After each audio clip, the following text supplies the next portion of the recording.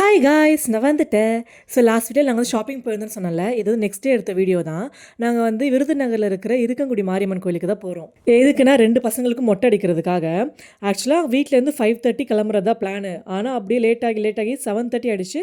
நாங்கள் வந்து ரொம்ப லேட்டாக கிளம்பிட்டோம். நாங்கள் போகிற வழியில் பிரேக்ஃபாஸ்ட்லாம் சாப்பிட்டுட்டு கோயிலுக்கு போகும்போதே மணி வந்து மதியம் 12:30 ஆகிடுச்சு.